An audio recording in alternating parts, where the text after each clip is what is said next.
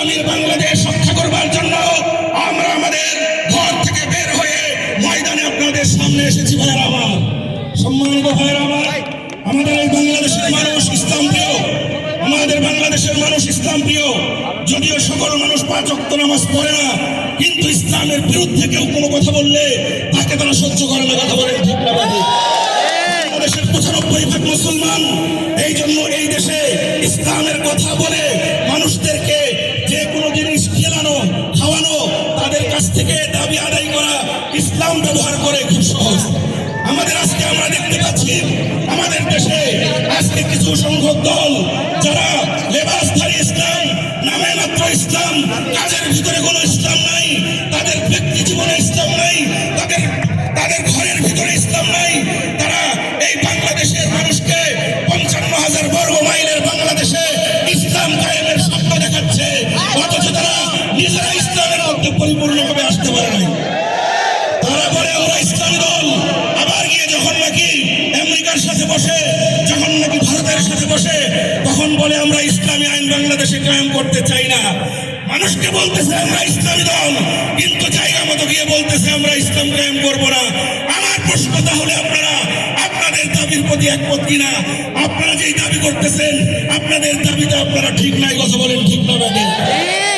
আমরা জমিয়ত উলামা ইসলাম বাংলাদেশ, নামটা জামাতের কাছাকাছি, এই জন্য আমরা বলতে অনেক সময় বলে ফেলি।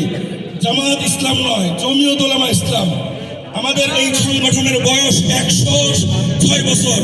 ভারতে পাকিস্তানে সংগঠন আছে, বাংলাদেশে সংগঠন আছে, কিন্তু আমরা মাঠে ময়দানে ওইভাবে কখনো আসি নাই। কিন্তু এইবার দেখলাম ইসলামের দোহাই দিয়ে অনিসলামিক লোকজন ক্ষমতা দখল করার জন্য বাংলাদেশের মানুষকে প্রতারণার শিকার করছে।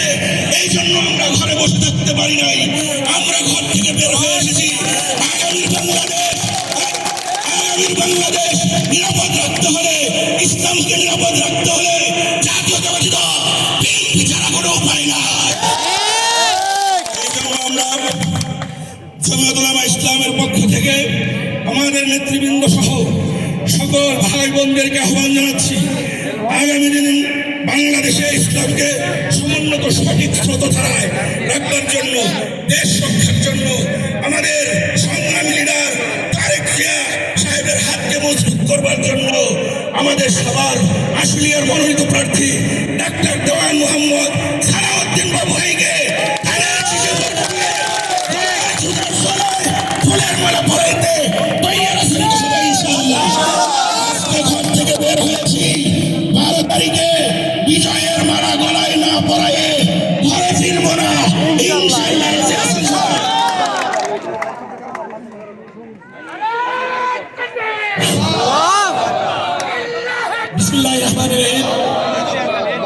আমি একটু আজকে রাজনৈতিক কথা বলবো না, একটু আমি পুরনো কথা বলবো। আমি 111 নির্বাচনের পর বাবু এসে ছাত্র রাজনীতি ঢুকি, ছাত্রদলে যোগ দেই, এবং প্রথম ভোটটা যখন আমি ইন্টার পাস করে প্রথম ভোটার ওই ভোটটা বাবুকে দেই। কিন্তু 14 সালে আমি আশা করেছিলাম 14 সালে নির্বাচন করতে পারবো, কিন্তু ওই নির্বাচন আমরা করতে পারি নাই। এরপরে 18 যে নির্বাচনটা হলো